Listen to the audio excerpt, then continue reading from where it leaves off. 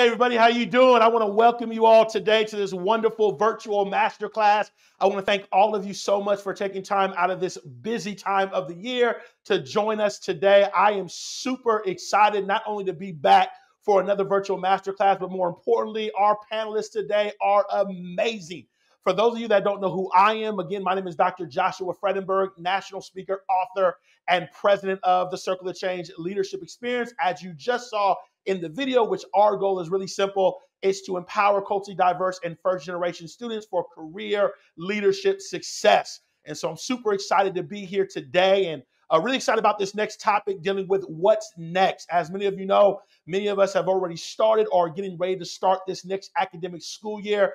And there's so much going on in the world. And the question is, what's next? How are we going to navigate? How are we going to adapt? How are we going to endure? How are we going to persevere? How are we going to keep ourselves motivated?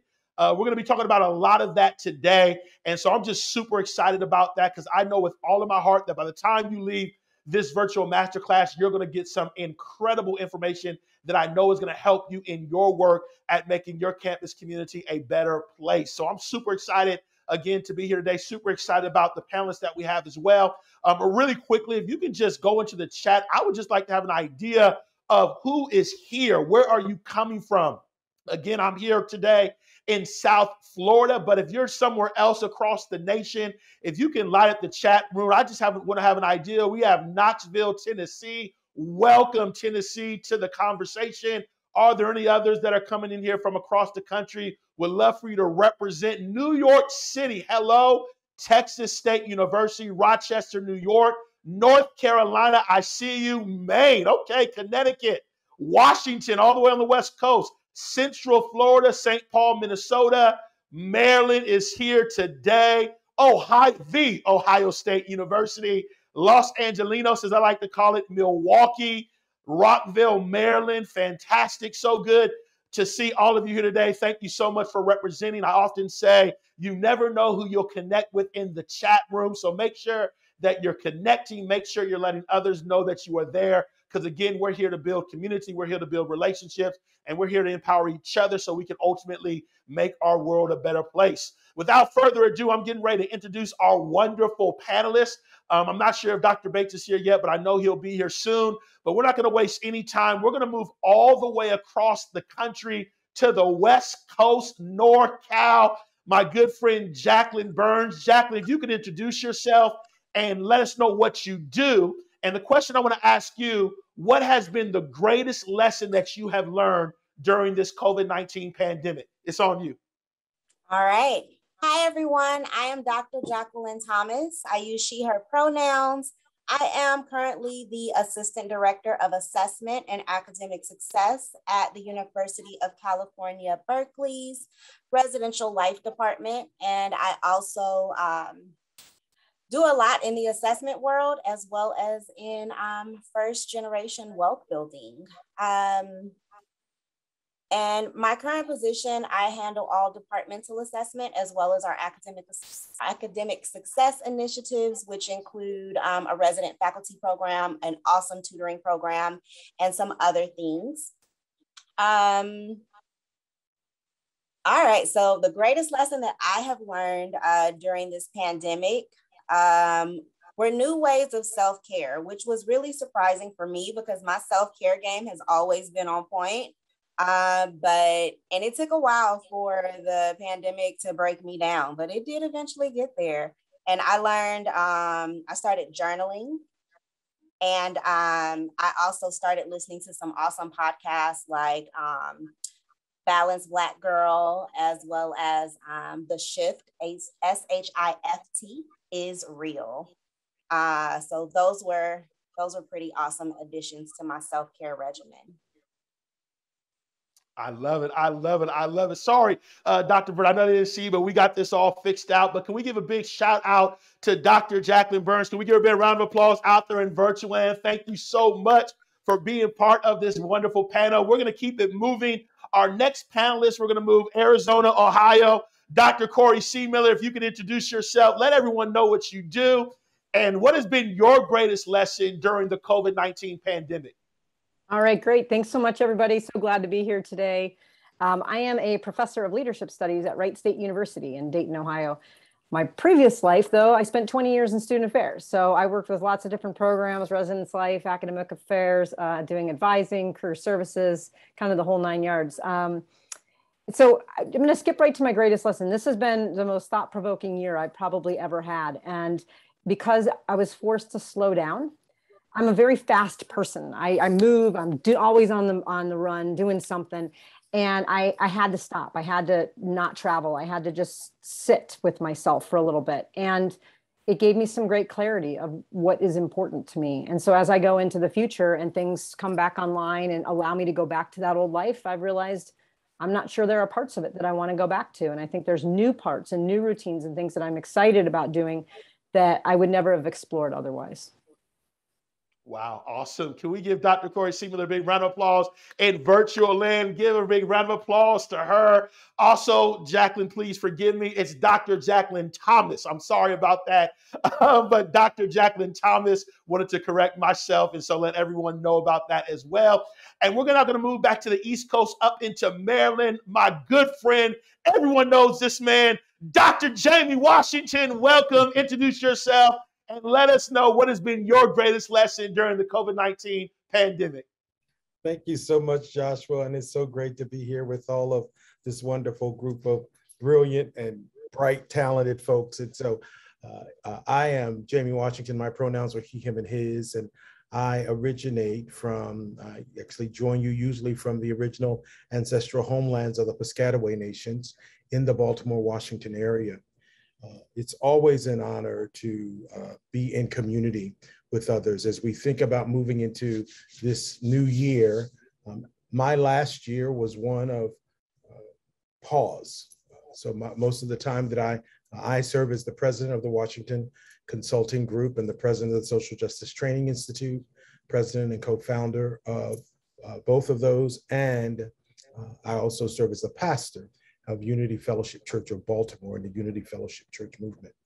So one of the things that I think that was really critical for me over this last year was the importance of being present with people in transition and in change. So that there was many things that happened over this last year that we hadn't planned on, most of which we were, the importance of managing our expectations and being able to recognize that we all are doing the best that we can. I kept saying to many folks that this is our first one. So be gentle with yourself. So all of this demand that we were putting on ourselves to get it right, get it all done. I just invited folks just to breathe.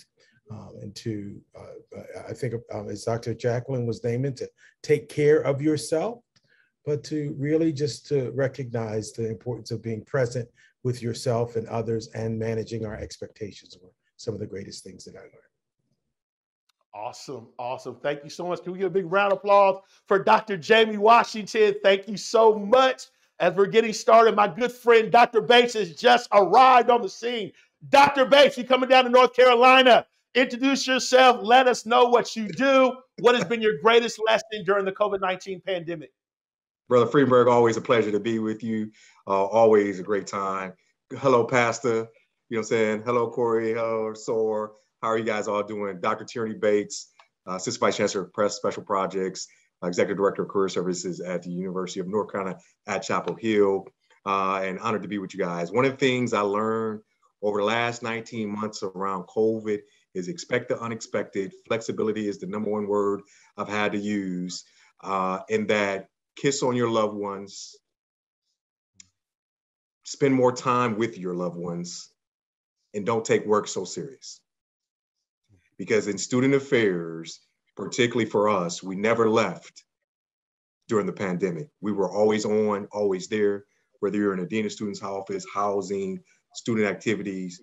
What happened was we did more work in the pandemic than we would have done in person in some regards, yet we never took a time for ourselves. And so I would tell everybody over this summer, going into this fall, take time for yourself and take time for your loved ones. because many of us lost loved ones. I know I lost an aunt to COVID. We know other individuals who have lost family members to this past year in some regards. And so we really have to pay attention to our own mental, spiritual, and physical health as well. Otherwise, we're no good to ourselves, our families, or these institutions as a whole. And I know many of you weren't excited to come back. Many of you are working in institutions that said, nope, get back. Ain't no hybrid, ain't no remote, none of that other great stuff. But that's another thing I learned is now change management is important for us to understand that COVID exposed us to things we could do, things we can change in our space and still produce for our students and engage them as well. I love it. I love it. Thank you so much, Dr. Bates. Give Dr. Bates a big round of applause. Thank you all so much again for being a part of the panel. And I just want to just give my little 2 cents into these great responses. I think one of the things I learned is sometimes in life, we don't know how great we are, or even we don't understand our purpose until we're challenged. And so for me, I think out of this challenge, there's a lot of new ideas. There's a lot of new ways of doing things that I believe would have never happened if the pandemic never came upon us. And so what I like to encourage people to do is step outside your comfort zone, try new things. As Dr. Washington said, you're going to fail, but that's all right. As I often say, failure is a preparation for success. And if you're not failing, you're not moving forward. And so those are some of the great things that I've learned over this past year and a half. But again, I want to get into this discussion. What's next? And I don't want to waste any time. I want to begin with you, Dr. C. Miller, because one of the things that you do is you do a lot of research around Generation Z. Actually, we're way ahead of the curve as it relates to research. And I want to begin with this question with trends, because anytime there's change, there's always going to be new ways of doing things. There's new ways of leading, new ways of serving. Even the whole thing with higher education is changing. And the first question I want to ask you specifically as it relates to Generation Z is, what are some trends that you are seeing because of COVID-19? And then from there, we'll move to Dr. Washington. And I would like to know, what are some trends you see as it relates to DEI? And then moving on to Dr. Thomas, what are some trends you see as far as programming is concerned and learning outcomes? I know you have some great insight on that. And then Dr. Bates, when we get to you, what are some trends you see within career development? So we'll start with Dr. C. Miller. We'll go throughout the entire panel, and feel free to interject other stuff as well. But Dr. C. Miller, it's on you. What are some trends you're seeing? All right. Well, great. Well, it's interesting because I look back, and when I started studying this generation, it was 2014. And so obviously way pre-COVID. And I thought, certainly COVID will probably have changed things, and it probably will. We're doing a study that's coming up in just a few weeks that we're going to actually be looking at that. But what's interesting is that we've seen, instead of a lot of alterations in what we already knew about Generation Z, we've seen an amplification of what we've already known. So we already knew this generation had higher levels of mental health issues, at least diagnosed and reported depression, anxiety, and other mental health issues. We've seen that increase. We've seen the ability to engage through technology increase because COVID pushed a lot of people online. So we're seeing just kind of like this amplification of who they already were. A lot of really engaged social change, kind of activism. And we've seen certainly that coming about, with whether it was initially with trying to address COVID issues and jumping in and serving their communities, making masks and picking up, groceries for their next door neighbors and those kind of things, all the way to their involvement in Black Lives Matter and the protests after George Floyd's death. We've seen this engagement increase. And so I think for some of us who've been studying this, we've seen COVID has really brought out what was already happening with this generation. Wow, that's interesting. I love that. I love that. So it's actually amplified it even more. Yes. I love it. Dr. Washington. I love what's it. your I love take it too. Thanks, Corey, because what I said from the beginning was that COVID was going to give us an opportunity to see lots of things, right? And I appreciate your naming that, how it has magnified or augmented, some of the stuff that we knew and that we were seeing with Generation Z.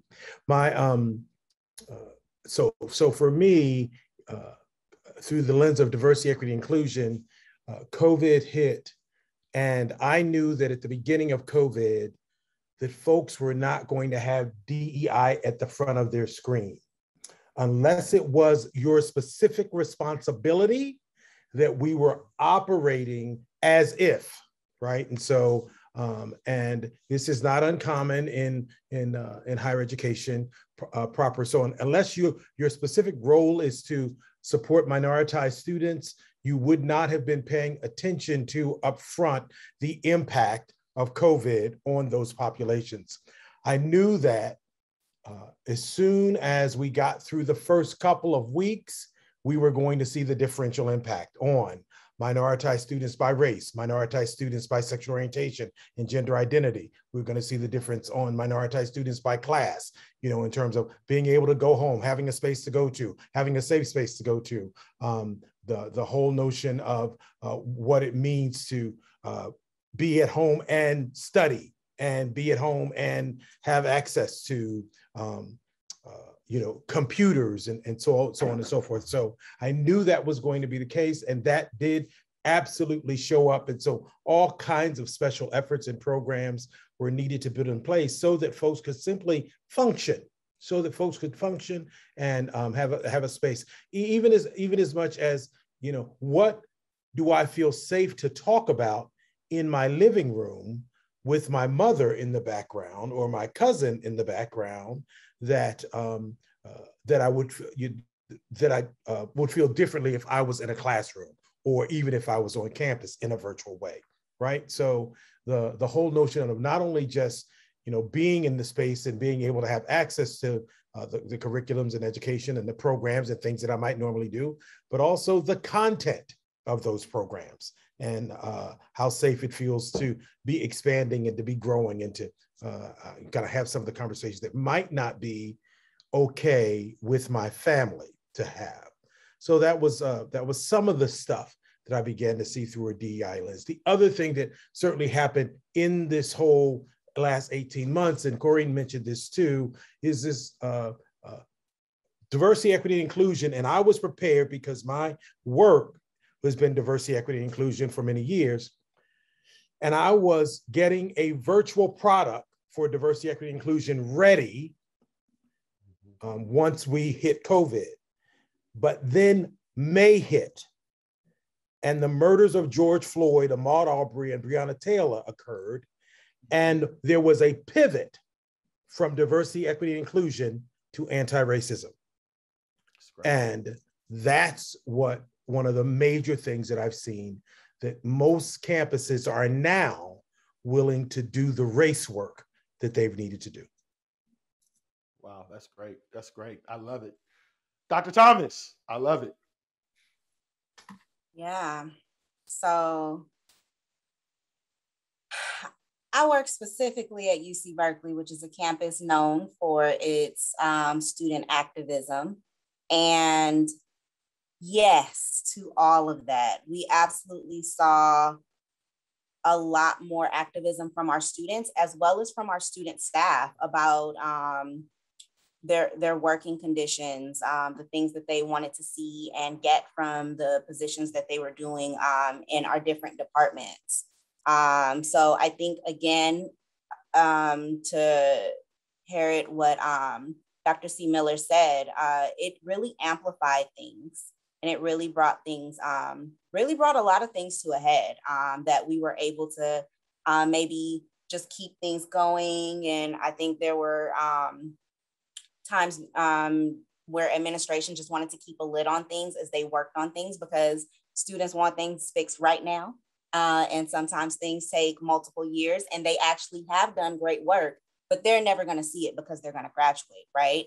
So I think that some things were definitely brought to a head, and that I know that there are departments right now looking at refocusing students and other staff's attention as well on not necessarily like, yes, we can talk about your working conditions. Yes, we can provide more transparency on how things are progressing that you've asked us to look at changing.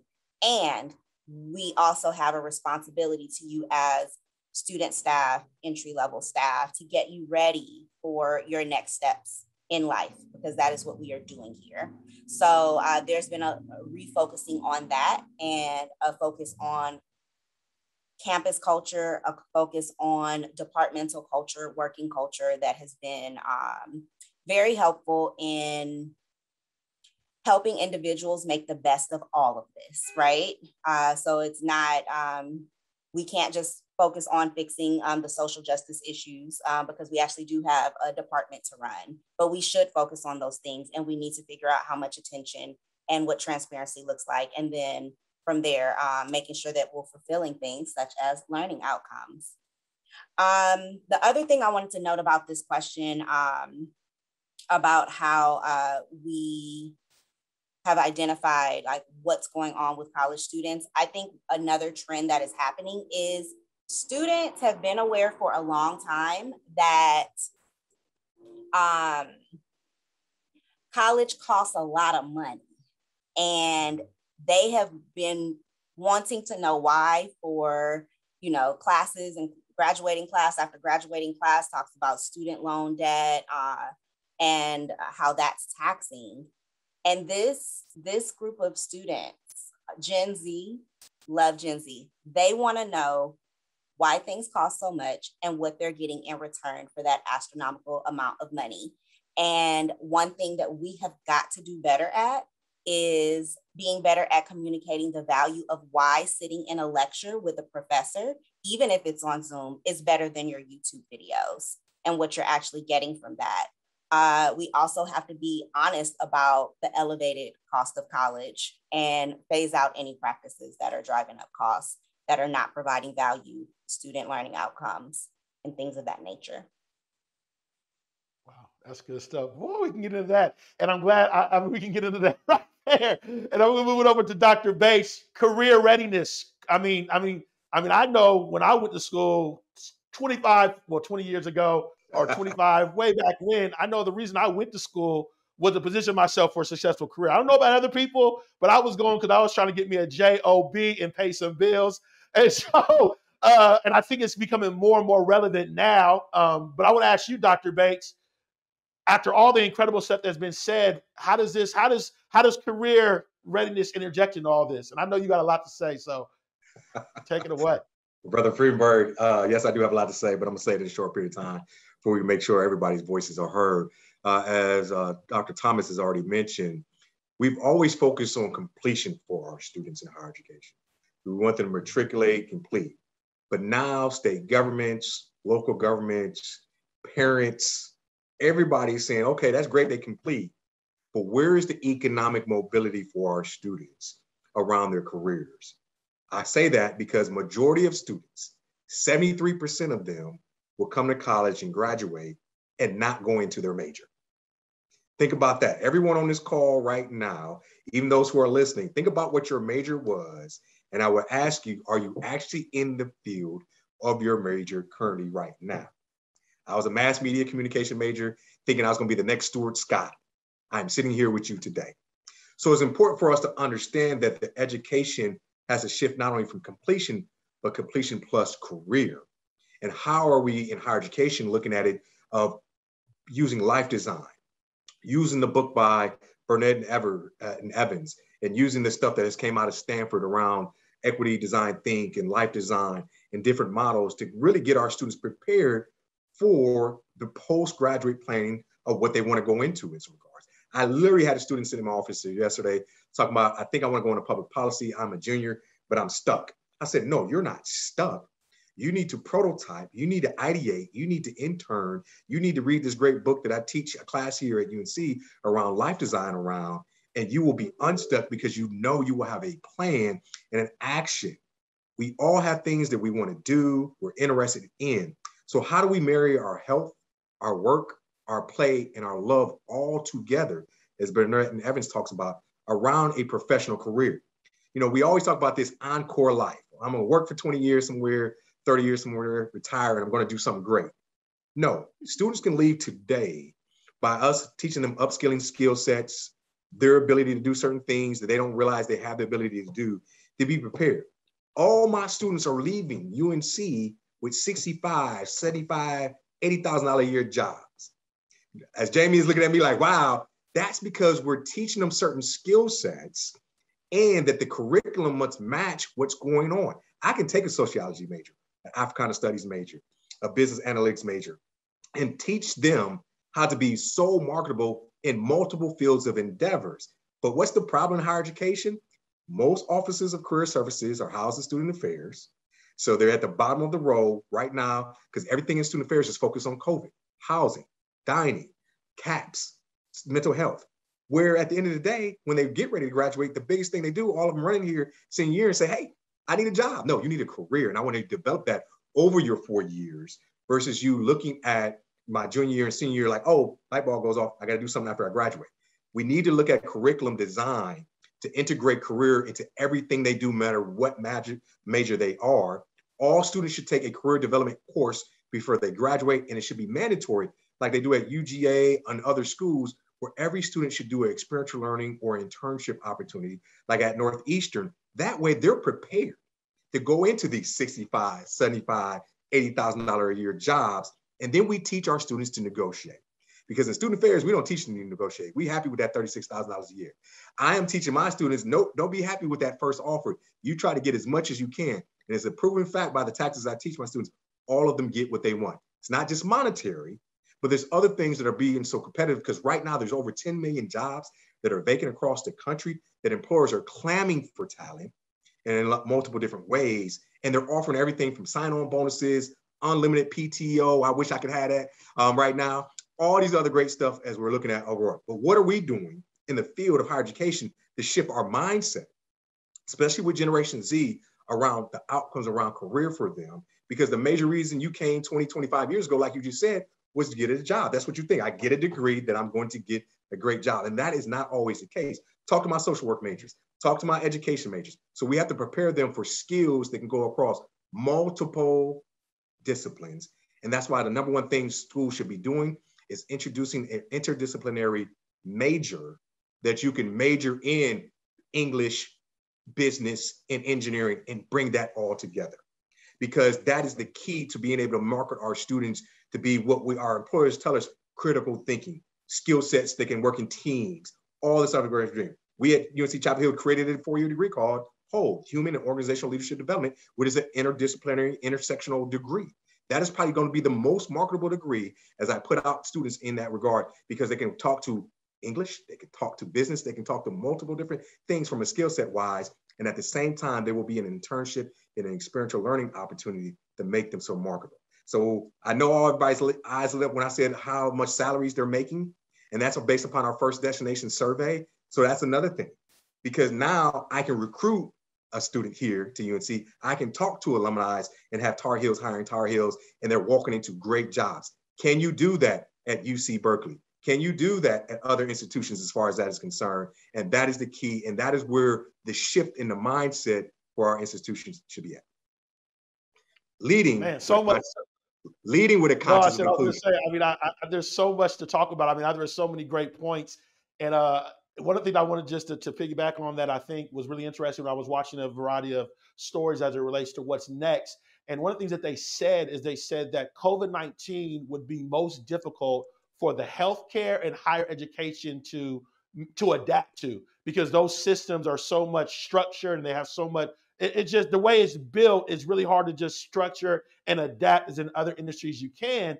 And it's and really what I think is really clear of what everyone is saying, and also you, Dr. Bates, is I think the old system needs to, and I don't want to say come down, it needs to be modified. I think we can't use systems from 25, 50 years ago and think it's going to work now. I think everything is transitioning, including healthcare. I just think that there's a shift going on. And so, which requires more innovation, which requires more reimagination, which is going to occur as well as failure as well. And so I think those are some really, really great points. And I want to take it a step further. And whoever wants to chime in first, Josh, before you move, let me jump in here, because I think you're right on, and that is actually what is happening in with diversity, equity, and inclusion work and anti-racism. So it is a recognition that the things that we did for diversity, equity, and inclusion in the 80s and in the 90s and the 2000s are not enough, right? So as Dr. Bates is naming, we have got to get innovative. We've got to rethink. We've got to reimagine. We've got to upgrade. What I often say is you've got to upgrade your technologies. or else you are going to just be that spinning wheel and soon become obsolete.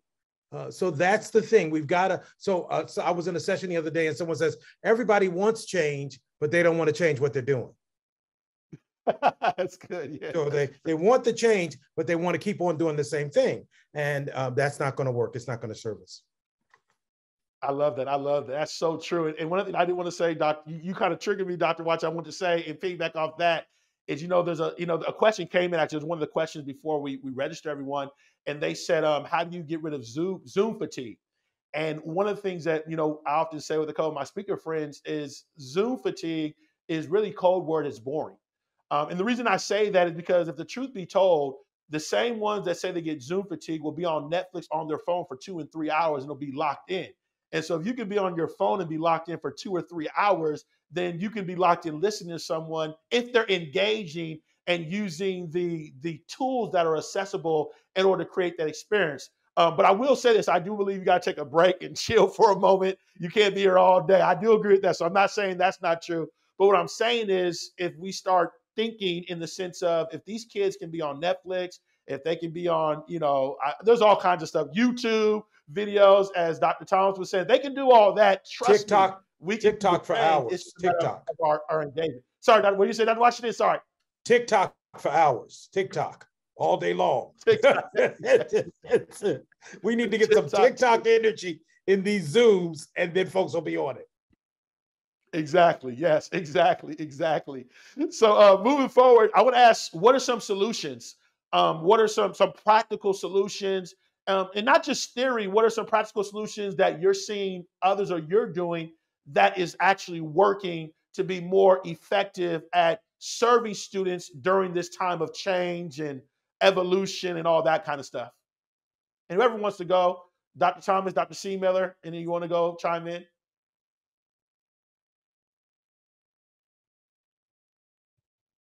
I'll jump in. I'll go ahead. I kind of want to piggyback off of something that Jamie said just a few minutes ago, and it really ties into the solution thing is, we can't keep doing what we were doing in the 80s and the 90s and 2000s.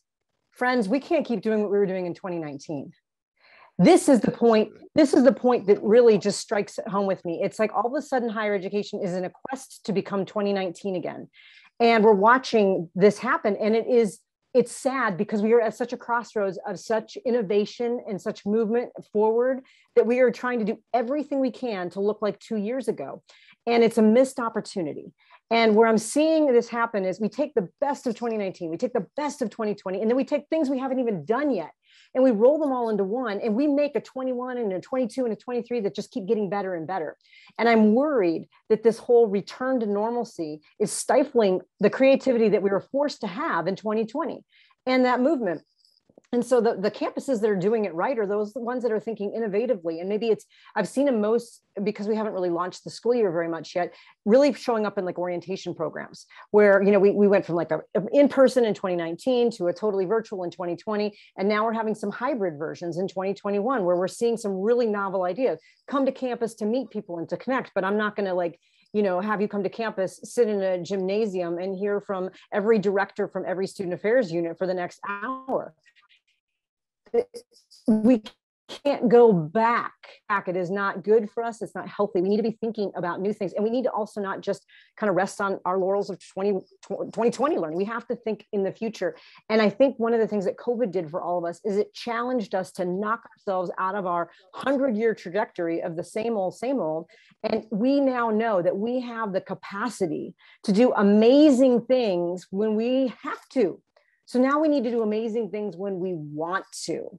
And I think that's going to be a key for us moving forward. I don't know much about other things that other schools are doing because, again, we're sort of unfolding as we go. But I see a lot of this as, kind of figuring out what are the modalities for connection? What are the modalities for information? How are we connecting entertainment? How are we making things accessible? How are we keeping in mind about safety and safe spaces, not just healthy, but, students who may have felt like campus was their only safe space, like that student who finally came out at college and now has to go home to quarantine and has to struggle with going back in the closet. These are things we're not talking about, and we have to answer these questions. And I think we're doing a disservice if we go back to trying to be quote, normal 2019. We are having a missed opportunity. So, don't want to kind of stray away from solutions. I want to just say we are at the precipice of creating new solutions we haven't even thought of yet. And I don't want to lose that momentum. I love it. That was phenomenal. Whoever else wants to interject, I love it. I love it. I love it. Great points. So that's difficult to follow, but I don't know if you saw me snapping. I agree with all of that. I think there are tons of missed opportunities right now, but I am not going to repeat what you just said, but what you said was perfect. In terms of practical solutions, I did want to offer a couple things. I think open communication is extremely important right now. I have seen more efforts in the last year to collect questions from students about what they understand, don't understand, about COVID-19 procedures to keep everyone safe, about preferences, about their comfort with doing certain things, either in person or not. I've also seen those questions go out to staff as well. And not that we weren't doing those things before, because I mean, I'm an assessment professional. I've asked students many, many questions. But it wasn't, a lot of the times assessment had been like, let me just assess these student learning outcomes at the end of the year to show that what I'm doing is working. It's not necessarily like, what's going on with these students right now so I can change their experience in this year. And I've seen a lot more of that. And I do hope that is something that colleges do continue to keep. But also by way of open communication, I was able to ask students after several COVID communications went out saying different things because our public health guidance changed, right? Asking them like, what questions do you still have? A lot of information just came out in the last like 3 weeks. And they sent some really thoughtful questions that a lot of them we had considered and knew that they were going to have those questions, and we were still working on more communications, right? And others we hadn't thought of at all. And I was able to go to meetings with administrators for our university health services and campus legal and our operations staff for our department and get those questions answered for students in real time. The website was updated within a few weeks or within a couple of weeks of them asking those questions. I also think advanced communication is really important. You can't surprise people with any COVID guidelines. You can't surprise people with pretty much anything right now because our capacity to be flexible is really great, but we're also very taxed. So, and then one more thing, staying connected is really important. So staff need to stay connected and students need to stay connected. Everybody in the campus community, it's really difficult not to miss emails, but that's where the COVID related information gets disseminated. That's where invitations to connect with the people, the campus programs and the student groups are happening. So however people need to organize themselves, I think that would be a practical solution because you miss a lot when you miss a few days of emails. It's true. That's great. I was going to just piggyback, and I know Dr. Bates, Dr. Bates got something. I was going to piggyback off that. A couple of things that you said, and one of the things that I've learned just being as a speaker is collaboration. There's been so much that I've learned just talking to other speakers. I mean, before COVID, I was just on the road. I don't, it's like an isolate. I mean, I'd meet people at conferences, but man, when this thing shut down, I was having conversations with speakers I ain't never talked. I mean, the relationship has become so much more stronger with a variety of speakers. And it's been the greatest thing ever because I've learned a lot and I've understood a lot of things I really wasn't understanding. And I think the same is true with profession as well. But the other thing I was going to say that I want to say what you said, Dr. Thomas, is this whole thing of assessment and understanding the needs of the students. I know Dr. Seemiller is doing a whole data thing right now on Gen Z, which I think is genius because one of the things that we did with our Circle of Change Leadership Conference last year is we literally assessed every student on a variety of different issues. And so when our first Gen conference came up, we created an assessment of about 300 plus students that actually went through it. And it revolved around retention, leadership, as well as career development. And as I looked at the data, there was something that really jumped out to me. And the thing that jumped out to me is one of our questions was, when you look for a job, where do you look? And so a majority of them were like, oh, I look job boards, LinkedIn, and from friends and family was real low. And when I saw that, I said, wow, we have a problem. Because as Dr. Bates can clarify, most of your jobs come through relationships, especially when you start looking into senior executive level positions. A lot of it is who know, some say who you know, but I like to say who knows you. And so this whole relationship piece is so incredibly important as it relates to career success and career readiness and career development and opportunities.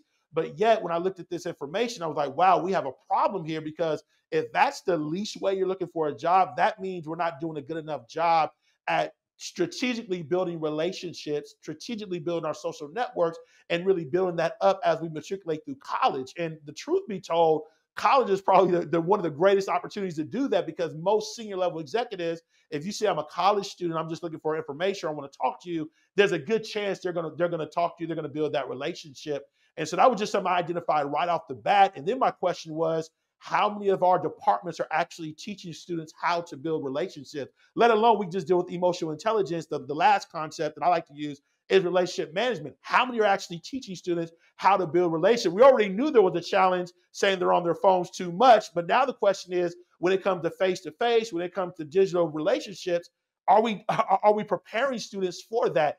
And so that all came through just doing a quick data survey and then being able to extract that information and see loopholes in a lot of our programs that I was able to see. And that's why I thought that was so genius as well, as far as data, as far as assessment, and really understanding through questions what's the need, and then being adaptable to modify in order to meet that direct need of what students need. But I'll go to you, Dr. Bates. I see you have something to say, but I just want to just feedback off that. No, I mean, everything you're saying is speaking truth to it. I mean, you mentioned collaboration, because as speakers, the ebb and flow of the gigs weren't coming. We had to pivot. You had to think about, what was going on. We had to get in the virtual space ourselves. We realized in a virtual space, we could have just as much impact doing our stuff virtually, just as we were there physically on campus in some regards overall. And so that's another thing to think about. I think this past year really, and I love what Dr. Seemiller was talking about, is why are we trying to go back to 2019? Like, I kept saying this, and I know I get chopped at the knees all the time when I'm in meetings, but I'm like, why? Because I get it. People say, well, we want to give a student this experience.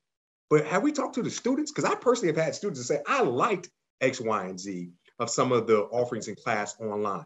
Did I still want to stay in a residence hall? Yes, but if I can stay in my room and attend class from my bed, please let me be able to do that. Also, we got to realize the pedagogy of some of our faculty, I know all y'all went out and watched The Chair this past weekend, is that show exactly. So as you had Yaz, the young sister, creating a great place for them students to learn and be engaged, and our faculty who are old school, as Dr. Elliott was in that classroom space, have not been able to adapt to this. And it's important for us to understand that our students, Generation Z, as Dr. Seemiller has already mentioned, we need to meet them where they're at. And they're wanting some of these things that we've seen, yet we're saying, we're going to force feed you this. We're going to give you this X, Y, and Z. And we're saying we're student affairs and we're about students, yet we're force feeding them some things that they're saying, no, that's not what our generation wants. We want X, Y, and Z. I love to see presidents, chancellors, vice chancellors, and colleagues that are engaged on TikTok, Instagram, and other different ways to use and teach. I taught a class this past semester. None of my students missed that class, because I was engaging in the conversation. I brought in great speakers. I brought in people that would engage them intellectually and also use terminology, things that they can relate to.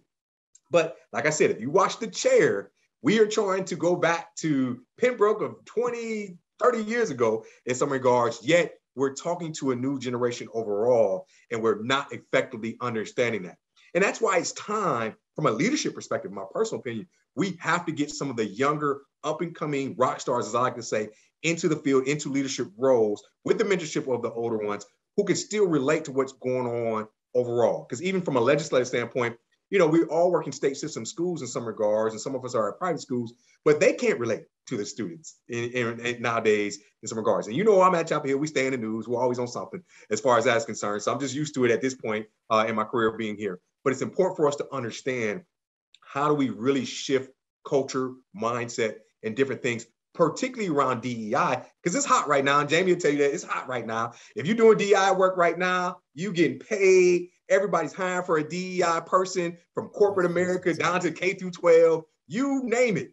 But still, are we walking into psychological unsafe places, homogenous cultures, and for people to say, yep, we got Jamie Washington, We got Dr. Thomas there. They're going to handle all the DEI issues, and this culture still stays the same because we're trying to go back to 2019. That has to stop. It has to change. We need innovators. We need creators. We need new designers, as I like to think of, in higher education as a whole, whether it's in the faculty side of the house, whether it's in student affairs, or whatever realms it is within higher education as a whole. And I would love to go to a school like Johns Hopkins University, who really is about innovation and DNA, and they're trying to get it right. They're pouring money into it. Those are schools that I'm paying attention to that, like, how do we even steal from them to be able to create that atmosphere at multiple institutions? But again, we have generational difference in our fields. So from Generation Z to the baby boomers are still running things, and some from the silent generation. And so, you know, mom and dad still trying to say X, Y, and Z. And I'm like, this is their generation. 35 to 40% of the jobs in the next 5 to 8 years will be Generation Z running those jobs. Let's make sure that we pass that baton on to them and stop trying to force feed them things. You know what I'm saying? There's certain things they need, but let's not force feed them everything, because every generation has its own certain situation, and it's time for them to shine. Well, and I think what you're naming, Dr. Bates, there is so important. And again, part of the unnamed in this is systemic racism, white supremacy, the patriarchy. Those are what our institutions are built upon. Classism, it's all built upon that. And what we're bumping into are those old systems that have to be dismantled, right? And so, and then you get code words like unprofessional and challenging, reducing quality and excellence and all that kind of stuff. And so when, just as, the chair was everything for me. I was calling everybody, telling them to watch the chair, watch the chair, because it's everything that's present right now. And so the questioning of standards and quality of, can you really teach those English courses in that way? That is literature really being taught in that way? And was, the young African-American woman professor, was she really doing it? And she absolutely was, right? In a brilliant way. And it wasn't just about popularity, it was about innovation and meeting the students where they are, and really recognizing that we have to do it in a different way today. And unless we're willing to challenge those systems and cultures and call those things into question, then we will continue to find ourselves spinning. And as you name, the folks who get to make the decisions are the ones who are maintaining status quo. Right? So they get to call it, they get to say how it's going to be. So the alumni, the donors, some of those folks are the ones who are calling it. And what I often will say is that many of our leaders, our boomer leaders and right below them, they don't necessarily know how to do it. And they don't know how to listen to those who do. Right? So what I often will say is that leadership will abdicate their responsibility to lead in order not to look incompetent, right? So they will give up, they will abdicate their responsibility. Absolutely, I'm the president, I'm the one who I'm supposed to lead this. I don't know how to do it, so I will do nothing. Instead of saying, I don't know how to do it, but I believe Dr. Jacqueline does. And yep, I know she's 15 years my junior. I know she's 20 years my junior, but she knows some stuff about this stuff that we don't know. So we need to listen to her, right? And what she's saying, and so support and equip those things. And that's the stuff we got to do. We got to challenge this dynamic of cross-generational leadership. We got to challenge the systems of the patriarchy, class, and race in order to actually live into this space we need to be in. Jamie, I want to say you hit it right on the head. How do you, as a leader, say, this ain't me? Let me get the Dr. Thomas and Dr. Washington. Most leaders don't. Here's the thing. Leaders didn't want to look weak. They didn't want to look weak during this past 19 months versus saying, you know what? I am not the expert, but that's why I develop people in teams. So I'm going through this leadership program, and every person that doesn't look like me that I've been working with, I ask, how many people of color have you developed into leadership roles? This is the stare I get. Because they haven't. And that's the thing that I keep saying. If we're going to develop these people, individuals, there's talent walking everywhere across these campuses. There's just not opportunity. I was going to say this, Dr. Bates. There's a few things I want to say. I'm going to rapid question, but a few things I want to say. The first thing that really inspired me right now, and I would challenge people that are part of committees, is to purposely bring people outside with different lenses into your conversation. So like a lot of times if we're having like we're having a president, we have a group of presidents of a institution or a consortium of presidents from universities. And normally we'll invite people that we know or that are like at our same level, right? We even see this at our higher ed conferences. I would suggest bring someone that's just graduated and bring them into the conversation, because not only are they going to learn, but also they may give you an eyes view that you may not see. I love what our good friend Dr. Luke Wood is doing in San Diego. I hope I said his name right. But one of the things he talked about that really caught my attention, he said one of the most important people on a college campus is the janitors, because they see everything, they hear everything, and they know everything. But when was the last time we brought someone that's a janitor into our high-level meetings to begin to share perspective that we may not know? So that really sparked me. The second thing that really inspired me, and I've been thinking about this for some time, now I think I'm really going to do it. I want to do a virtual masterclass on social media influencers. So I'm on Clubhouse and I'm in a lot of different rooms, and there's a lot of people that are influencers. They understand the algorithms of Instagram, of Facebook, of TikTok, how to get great numbers. But I'm thinking, if that's where students are, why are we not bringing them into our conversation to learn the algorithms, to learn how you get numbers, to learn how to target, to learn how to do Facebook ads? I mean, there's some brilliant people that would be able to come into the space that I think could make a huge difference as well. So those are just a few of the things that just really just jumped out to me, that just had me thinking in this conversation about what is next. But I want to move into this rapid fire. We've already been here for about an hour, but I want to move into rapid fire. Rapid fire is really simple. What we're going to do is, as many of you have asked questions beforehand, the reason I do that is not only just give me an insight of what you would like to hear in this session, but more importantly, I look through them and I have questions for each panelist. I just randomly select questions and have them answer, and they'll each have 1 minute to answer the question. So we're going to get into our rapid fire. Panelists, you have 1 minute to answer this question. So I'm going to begin with Dr. Washington. You have the first question. The first question is this. You have 1 minute. Dr. Washington, you'll see the timer come up on my screen really soon. And this is the question. What are some tips for making programming diverse, equitable, and inclusive without tokenizing it? Your minute starts now. First, you have to be willing to recognize the importance of listening, and always listening, and not just being caught up in having to go back to the way things were, right?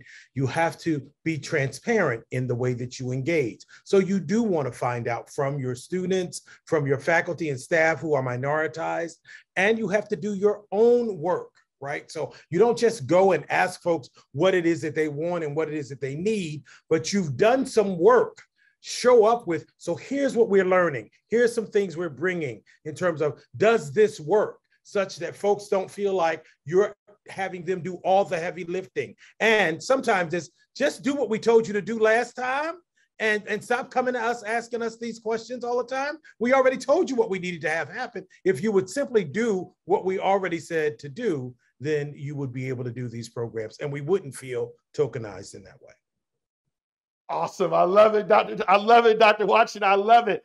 Our next question is for Dr. Thomas. You have 1 minute. This is your question. What are some talking points for student staff that return to campus for managers?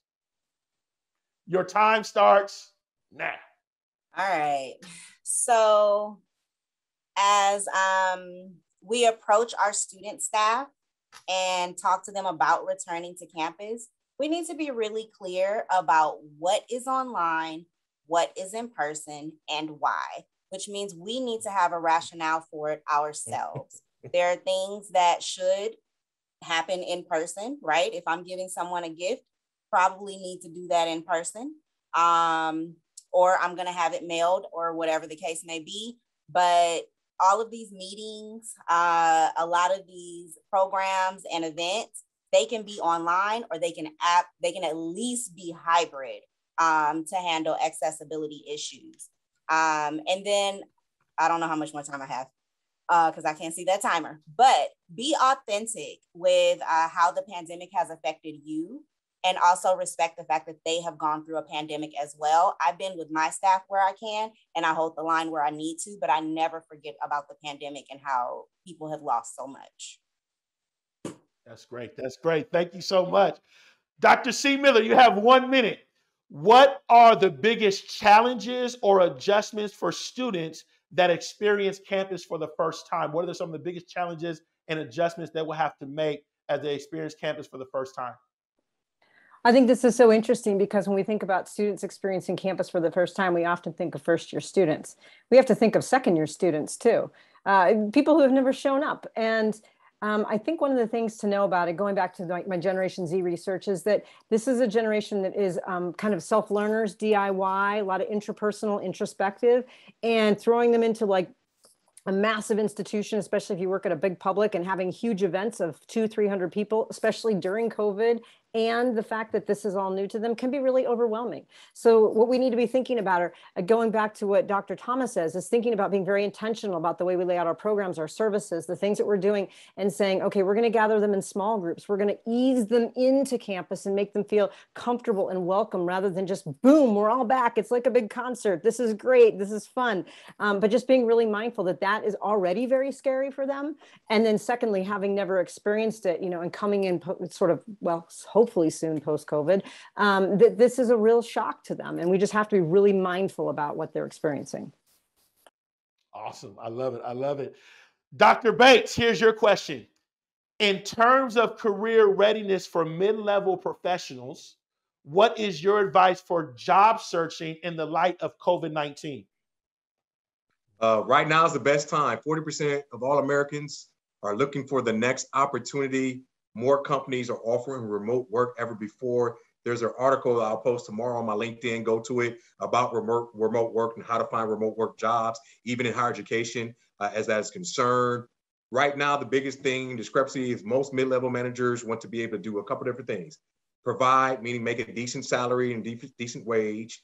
2, be able to spend time with their family because the remote workspace has opened up that opportunity. And 3, still have an impact on the work they're doing, whether it's with students and corporate, all the other great stuff overall, and that their organization actually believes in them, and that productivity has not gone down, it's actually gone through the roof for most organizations as a whole. And so for mid-level professionals, right now is the best time to start job searching, whether you're in higher education, whether you're in corporate or nonprofit, because there are plentiful enough jobs out there paying great wages right now, because I'm seeing companies and organizations offering bonuses, offering unlimited PTO, offering all kind of extra perks right now to attract people to come from. And if you're working in higher ed and you're a professional right now, ed tech is the #1 field for you to go into from a transferable skill perspective. You can take what you know and have done, whether you're in admissions, fraternity, sorority life, multiple different entities within higher ed, and go work in ed tech right now. Those companies are truly hiring.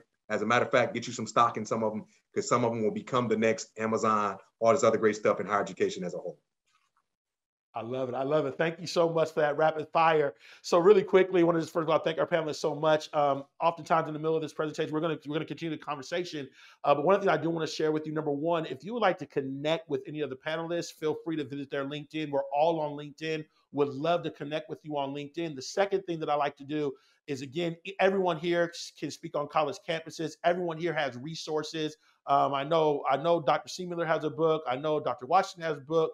Dr. Bates, I know you have articles and stuff. Dr. Thomas, I know you have stuff as well. And again, I have books, and we have several stuff with Circle of Change as well. And so there's a link that's going to come in there right now. And if you click on the link, it's going to take you to a Google form. And literally, if you would like any of them to speak, you can just check that information off. If you want any resources, check that information off. And then what we're going to do is we'll make sure that we get that information to them, so ultimately they can reach out to you. And so just want to make that available to you as well.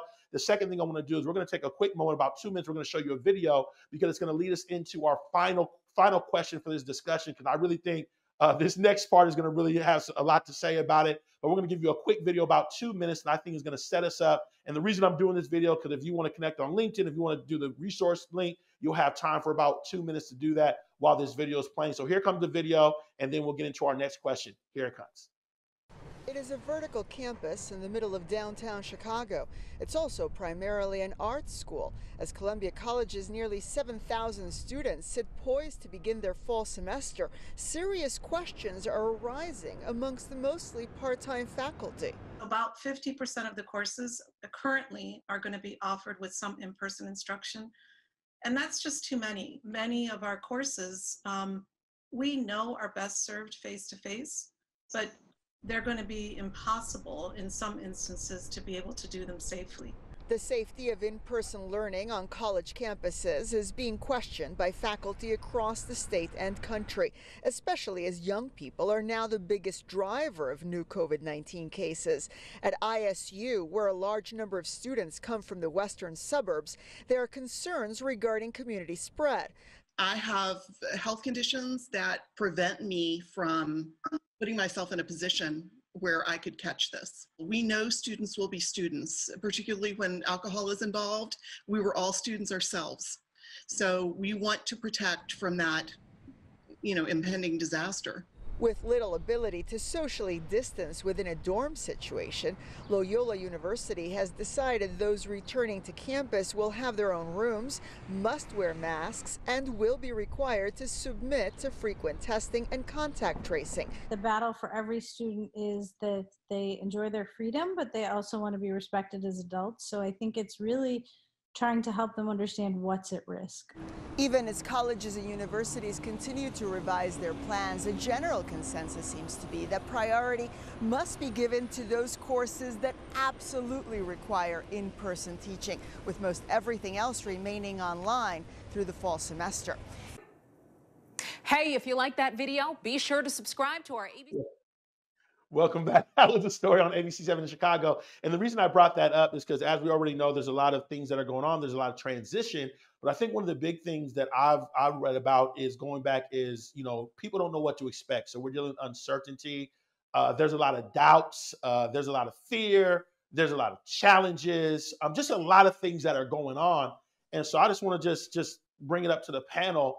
How do we help students and staff deal with all of the issues and the challenges and experiences because of the COVID-19 pandemic that could be affecting us when we go back to school over this next academic year? What are some things you saw, and what are some solutions that you have learned about that can be really effective to help people to navigate some of the challenges that all of us are having right now? And whoever wants to share, please feel free to jump on in.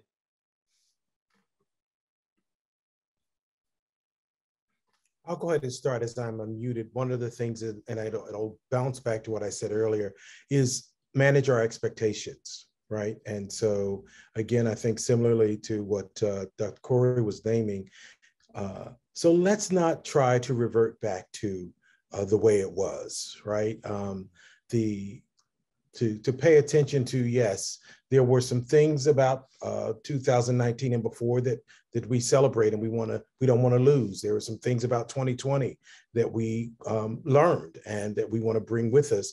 But let's reimagine what our experiences can look like now and move into that uncharted water and be okay, again, as I said earlier, to not get it right the first time. Show up doing your very best, and it's like, okay, so we learn from that, and we'll do it. But allow yourself to be surprised at what we were able to actually create in this new reimagined space. So some of it is just to not expect that the experience, even if you did it the exact same way you did it in 2019, was going to feel the same, right? So we've got a lot of people returning to campus, but just like Corey said, some folks aren't really holding that we've got 2 years of new students coming to campus, or 2 years of folks coming to campus for the first time. We've got faculty and staff who have never met, right, and have been employed for a year and a half or so. So that we've got to slow down and connect and build some relationships and not expect everything just to pop back to the way it was. I love it. I love it. I think to piggyback off of what Dr. Washington is talking about, my concern is, are we ready to deal with the deaths that will happen? We're not having true conversations as we're trying to get back to 29 2019, that there will be something at one of our college campuses this fall that our senior leaders must be prepared for around either outbreak, death, and how do you call that family to let them know that their son and daughter has went to the hospital based upon this, based upon also this legislative issues we're going through in these different states where we're saying no masks, some masks, maybe a mask. We're talking about, hey, you guys need to get vaccinated. No vaccination here. Yet we're not listening to science, right, in that regards. And so I would love to see the individuals when that lawsuit happens, how they address those different things that have taken place. How do you address a family bearing a loved one based upon some of the things we have not put in parameters to make sure that all students are safe moving forward? And also, as Dr. Washington and Dr. C. Miller has already mentioned, how do we also start thinking about futuristic ideation around the way we do certain things moving forward as organizations in our offerings and different perspectives as well?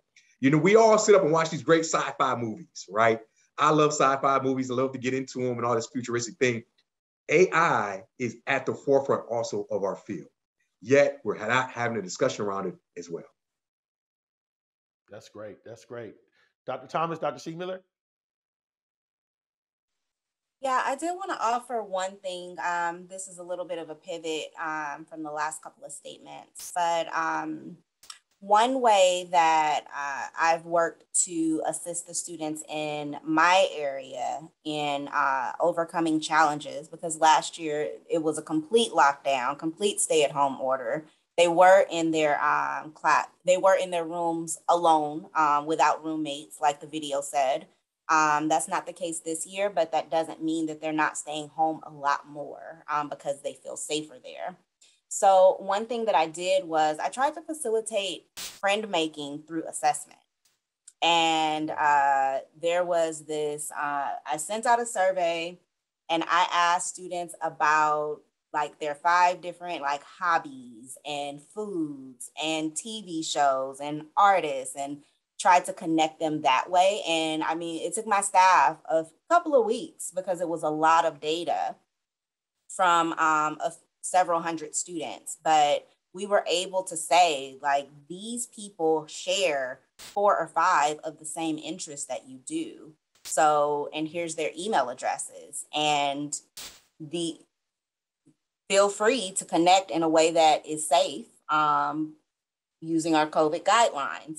And we were able to do that, and they seemed really appreciative. I did get a response from one student who was blind, and he explained that he was having such a difficult time making friends, such a difficult time getting to know his classmates and, you know, his neighbors in his building, and that he really appreciated the effort.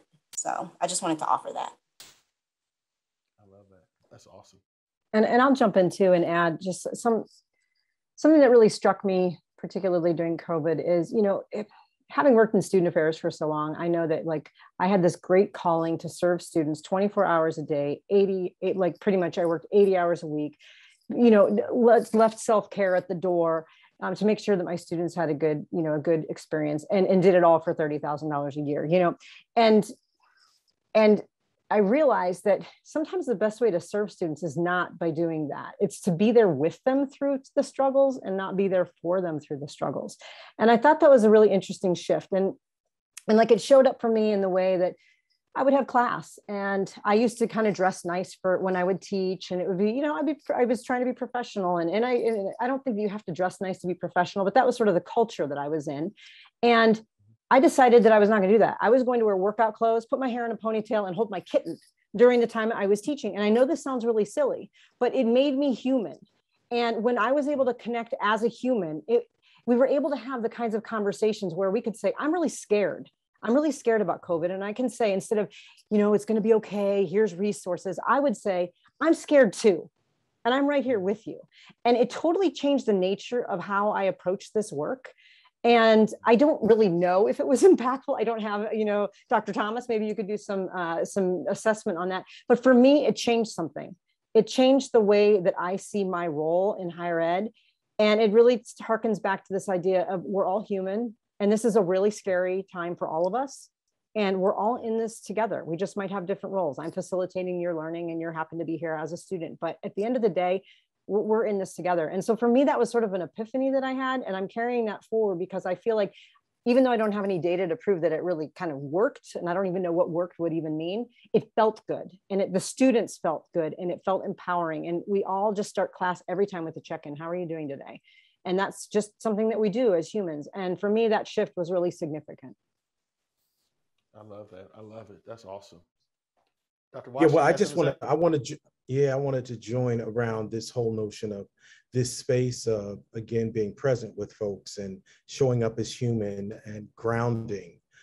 What I haven't named yet is the importance of groundedness. So this space and time is one of uncertainty and unpredictability, right? And so for many folks, whatever your grounding is, and your grounding might be your religious or spiritual practice and way of being, right? So being in that space for prayer and for community and for meditation, and however that looks in your space. But your grounding might also be in working out, right? And doing that in community. Your grounding might be karaoke, and doing that in community. And so there's lots of ways in which spaces that we go to center and ground ourselves. That's what we did at the end of a week. That's what we did after a hard day, and so on and so forth. And so COVID reminded us of the importance of that, and a lot of it was taken away. So we had to figure out ways to do it. I was doing some stuff with the Black Faculty and Staff Association in the midst of the George Floyd's murder and uprising and so on. And a young woman said to me, the place that I would go to deal with this, we can't go. And that was her church, right?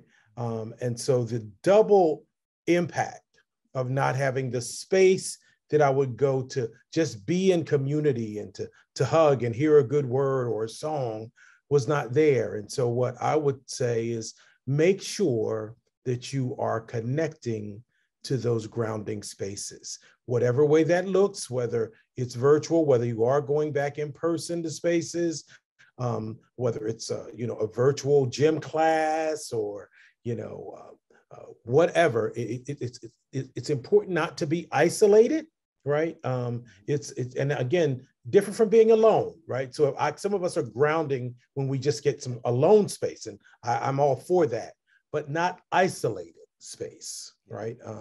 And so disconnected. So you ground yourself and find that grounding space for you, and hold that as sacred, right? This is my space and time when I'm here, and no, I can't. As Corey said, no, I can't do nothing for y'all right now during that space and time. I have to be grounded. At 6 o'clock on a Friday afternoon. That's my yoga, right? And that's what I'm doing.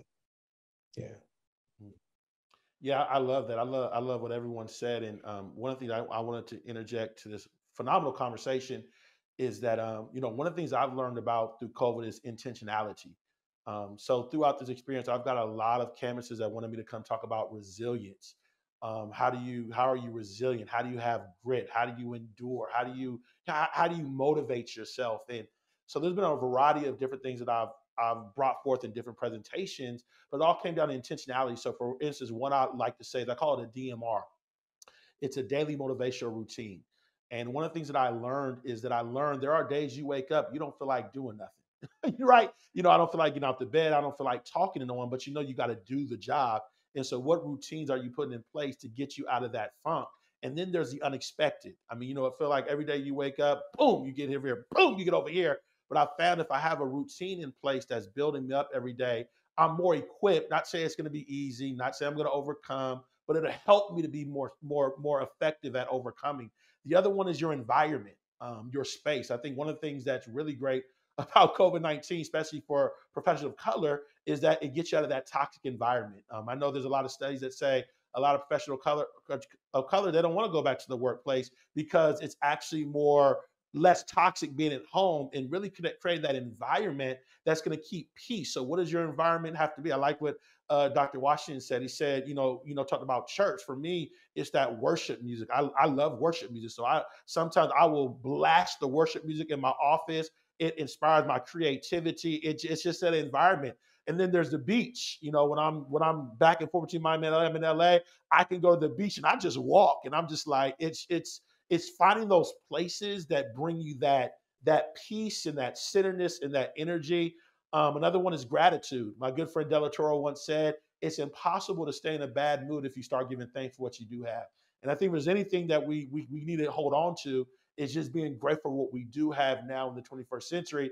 And the other one, I think, it's pretty simple, but but a lot of people don't do it. Do the things you enjoy and be around the people that you want to be around. You know, it's really simple. Like if I'm gonna feel bad, let me go play basketball. No, let me go a step farther. Like, this is my wife would tell you this if she was in here. I'm not lying to y'all. I got me a PS4, and I'm an NBA Live or a Madden person. When I get stressed out, I would go there and play the Lakers, and I'll play a whole game, and I'll feel much better. Okay, I go back to work because that's what I love to do. That's what's fun to me. Sometimes I may go to I have to do things that are fun and enjoyable and be intentional about it, because I've realized that those things give me the energy and the strength in order to keep moving forward. And I think one thing I learned is that not only is it self-care, but being intentional. And again, I think it's so important. Do not compromise. You cannot compromise what matters to you. Don't let money get in the way. Don't let pressure get in the way. You have, as Dr. White said, you got to stay grounded. So those are some things that have worked for me as well. And this last question, because we have like 8 minutes left, and I want to move to this last question again, I could ask questions all day because the brilliance on this panel. I could be here talking for about 4 hours. I'm not going to lie to you. I can see here. The brilliance here is just like, geez. I hope y'all appreciate the time. The brilliance here is amazing. So I think the first time I've ever had all doctors on the panel, that was a trip to me. I just realized that. But the brilliance. I want to ask this last question because it came up a lot. So I'm going to ask it. Programming. How do we have effective programming? We understand in person, we're learning virtual, but now we have hybrid, right? And I think hybrid will be there as we move forward. So I just want to just throw it out there. Each of us are speakers, we're faculty, presenters, speakers, and are good at what we do. So what are some secrets that you have learned as programming, hybrid, virtual, as well as in person, that you saw have worked, that you think would be helpful to those listening? And whoever wants to chime in, please chime in. We have about 7 minutes left. So whoever wants to take this away, please feel free. I think Dr. Bates has something. So go on, Dr. Bates. Josh, I would say that intentionality that you just mentioned before is important. I took 5 vacations this summer. Every other week I was gone somewhere. So I'm definitely intentional about getting out here and having my best life. If we look at their hybrid model, what it has taught us is to use some of the data analytics to help us understand it as well. So we found out what days were best to have virtual programmings on based upon calendars, student classes, all this other great stuff to program.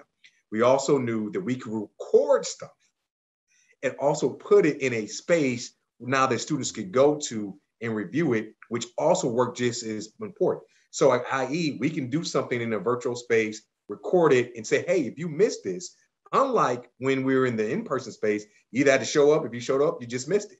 So that's another uniqueness in that space that we've been able to do, using some of the data science and analytics around it overall. Like you said before, it's here to stay. It's a matter of how we use it. Everybody wants to go back to the old way, like back in person. That will still be around, but we still have to have the protocol, certain things in place in some regards. But students have told us, at least here at UNC, that now that we can record, post stuff, give it in other ways, it frees up their time and ability to say, hey, I'm not doing X, Y, and Z. So now I can go watch whatever was recorded, or I can attend this event that's later in the evening. That's another thing we've done too, is shift the work model. Everybody has this 8 to 5 work model. I got staff members that won't be here at 8 o'clock in the morning. So I say, why don't we do double shifts? Why don't you work from 8 to 5? Somebody do noon to 8. That way we're meeting students in their demand also in the evening, because we know most classes are not in the evening based upon certain majors, and they're free about doing certain things. And they might want to come then versus at 8 o'clock in the morning because they don't want to get out of bed to meet with us and engage with us overall. But a lot of this, we're doing stuff like even meetings like this, which one-on-one with students, still in the virtual space, still using it to the advantage overall. And it gives the students more flexibility and us flexibility to have a capacity impact. I love it. I love it.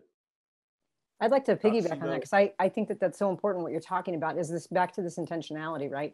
And it's with, you know, certainly thinking about modality and timing and all of that. There's another piece of research that came up in the Generation Z work that I was doing, was the idea that this generation feels less confident and less competent about being in groups and interacting interpersonally with others. This was pre-COVID.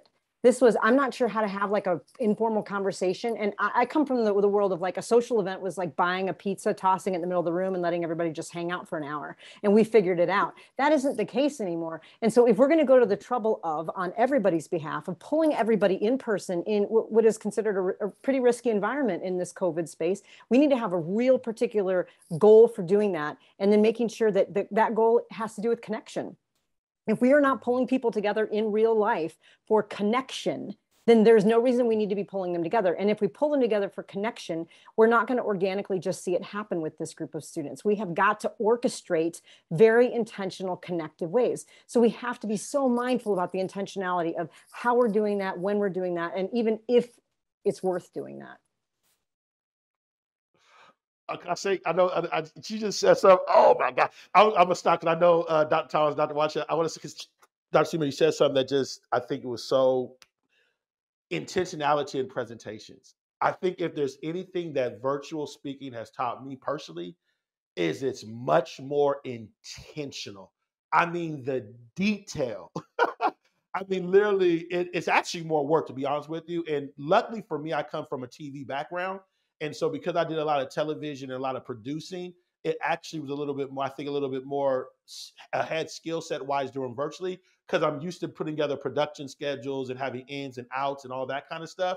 And so with virtual programming, you have to be detailed and meticulous. And that's why I love to learn, because there's so many different activities and things that people do to engage the audience. And even if you go all the way back to when I first started, now there's all kinds of gadgets and things we can do to keep people engaged. But this is the powerful thing, Dr. Seema, that I want to share. And I gotta stop talking, but I want to share. Actually, since I went in person, my in person has been even better. And the reason I believe my in-person has been better, because I think, number one, virtual speaking is different from in-person speaking. That's the first thing I want to say. It's a different skill set. So if you try to take your in-person skill set and think you're going to do the same virtually, you're already failed, because they're two different skill sets and there's two different things. Like when you're in person, especially if you're gifted, you can come off the head and just flow with the audience. You don't have to rehearse. Virtually, you got to be much more meticulous, because you can't read your audience. You can't get the feel of the audience when it's just you in the room. So that's a major adjustment. Also, as far as your more intentionality with your stories. But when you're in person, because you're so used to being more meticulous, because for the great speakers, you're working on your craft, you're perfecting your craft, what I think we all should do. It is elevated you when you're in person. It's even going to be that much more better, but also that much more easier. Like my in person I've been doing, I mean, it's been Dr. C. Miller, it's been like peaches. And I'm like, this is, I can't tell you how easier it's been, but how more impactful it's been, because of what virtual speaking has made me develop and be better at.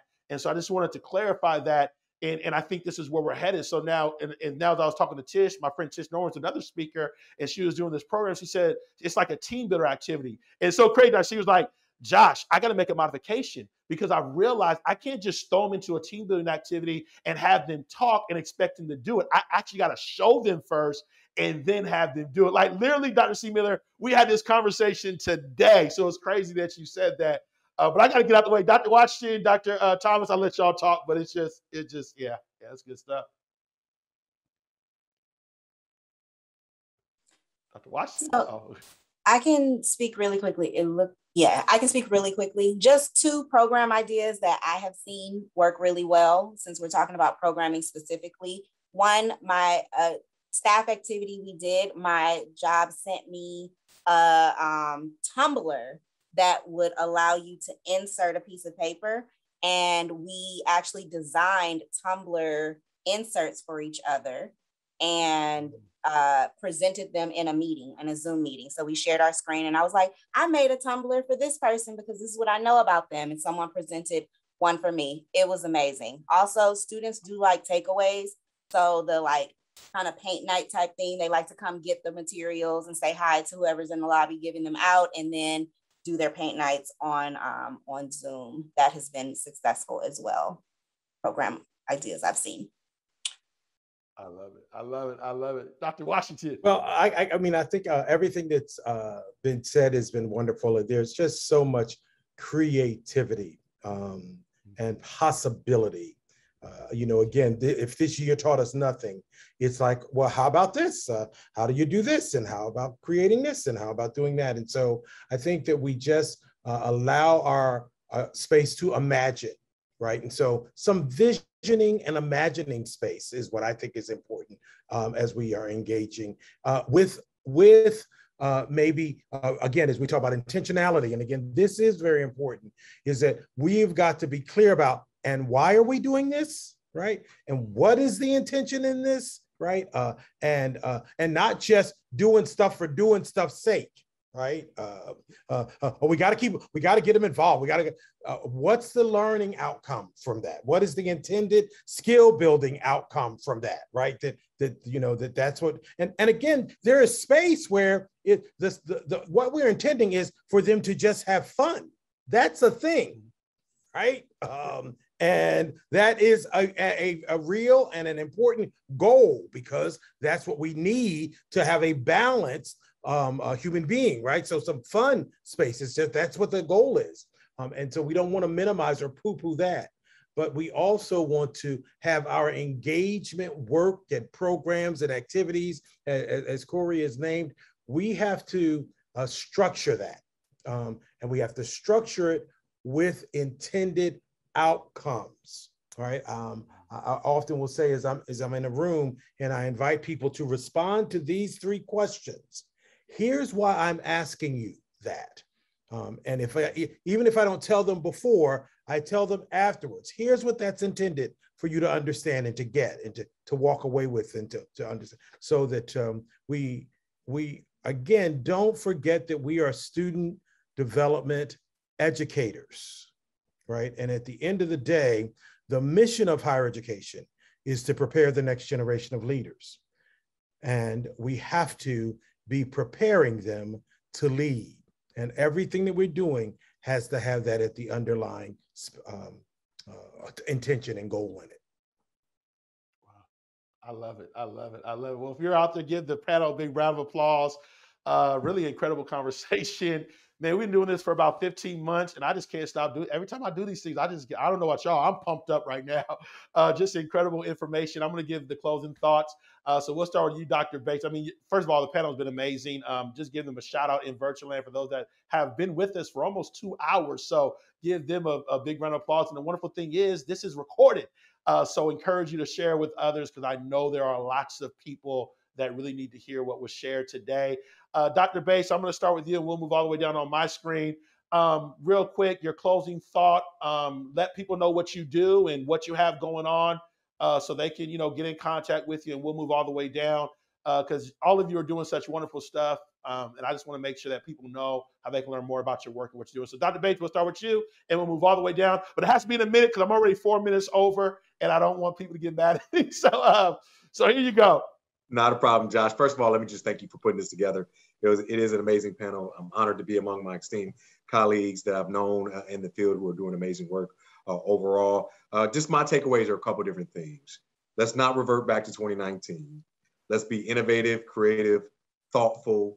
Let's engage our students. Let's make sure that our students are better, whether they're freshmen, sophomores, juniors, and seniors, than they were when we first got them back in some regards when they leave us moving forward. Let's lead with a conscience of inclusion in all the work that we do as far as that's concerned. And let's make sure that we take care of ourselves as well in this process, because it's important. Like I said, I took 5 vacations this summer, and I'm planning another one very soon. So again, take care of yourself. We are here. You can reach out to me through LinkedIn. It's already been put in the chat. I'm always here to support my colleagues in this field. I know a lot of people, and just honored to be with you guys. Thank you. Awesome. Thank you so much. Dr. Thomas. Sure. So my last thought is, let's not stop being compassionate and flexible. The pandemic is not over, and people are still going through it, and people are grieving all that they lost as well, even if they are trying to return to normal, hopefully a better. I saw that in the comments. As far as what I have going on, I am a podcast co-host. Go to blacksocialcapital.com. And also you can bring me to your campus to speak about all things student affairs assessment, as well as first generation wealth building. Thanks. I love it. I love it. Awesome. Thank you so much, Dr. Thomas. Dr. Washington. Well, again, thank you, everyone. I think this was very powerful, and it was worth my moving some airplane tickets around so that I could make sure that I could be in a stationary place to be a part of this experience with all of you. Again, I think most of what I would say is, again, stay in community, right? Don't isolate. Yes, take your alone time, but don't isolate, because it's in those spaces that we can spend away. What I'm busy doing, the Washington Consulting Group, is here, helping institutions live into their commitment of organizational transformation and change with a diversity, equity, inclusion, and anti-racist lens. So you can reach out to us at the Washington Consulting Group. You can find me on LinkedIn. Please do not hesitate, as well as the Social Justice Training Institute is that space for professionals to come and do their own work so that they can show up as whole and complete and capable of navigating these challenging and changing times. So look forward to connecting. Awesome. I love it. Thank you so much, Dr. Washington. Dr. C. Miller. Well, this has been quite an honor to be amongst all of you. I really enjoyed our synergy today. I think we have a resonating message together, which is take care of yourself, be intentional about what we're doing with students, and let's just reimagine a future that we don't even know what that is yet, but allowing ourselves to do that, make mistakes along the way, and just keep trying to do better. And I think that, to me, is kind of the crux of what we talked about today. A couple things I have going on. As many of you know, I study Generation Z. I have several books out on Generation Z and understanding college students. I have a large scale study happening this fall. I'm still looking for institutions who are interested in participating, where you'd send a survey link out to your students, and then you would receive all the data back from your campus back to you once we're done collecting it. We have about 50 institutions in the US signed on, and we have research teams now in 37 countries around the world. So it's going to be a very, very large study. I'm anticipating 200 or 300 schools by the time we're done. It's September 27th through November 5th. So if you're interested in your institution being a part of this study, there's no cost or anything. We're just in it because we want to learn and do better by our students. So please reach out to me on LinkedIn. If you're interested in having me speak to your campus, doing trainings, doing any kind of, whether it's just a small staff training or a whole retreat, those kind of things, I do that both virtually and in person, where I talk a lot about what we know about Generation Z and how can we do better by them. Thanks again, Joshua, for having us, for all of us, and having me. Thank you. I love it. I love it. Well, I just want to give our panelists, first of all, a big round of applause. Thank you all so much. I'll probably reach out again, honestly. And to be honest with you, and it's really interesting. So I've been speaking for about 15 plus years within the college market. And, I got to a point where I was like, I think I want to do more corporate. And although I plan on doing more corporate, and, you never know where that evolves.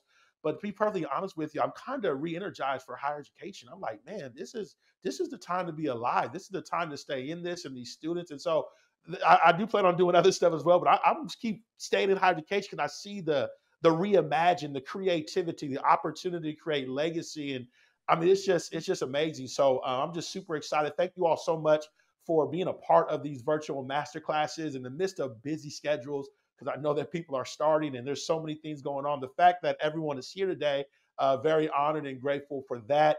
And we're just committing ourselves to continue to do our part in this big picture of serving students. And so I want to thank you all for being here.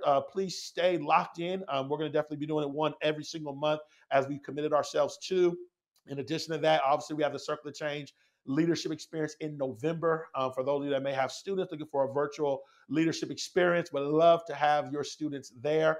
And again, just stay connected. And as you know, I send out multiple emails, so you're probably going to get an email from me. But again, understand all of my emails are about providing you with value that I think can be beneficial for you. And so if you came here today, I know that you got value. And as I often say, make sure you reach out to these speakers, make sure you get their resources, because we know that it'll be very beneficial for you as well. So as we get ready to close, I want to thank you so much. I want to thank our panel so much. And we look forward to seeing you in the next one in the month of September. Have an incredible start to the year. and share the video once we get the recording with others that you know should be here. Thank you so much, panelists. And we're out. Peace. Bye, everyone.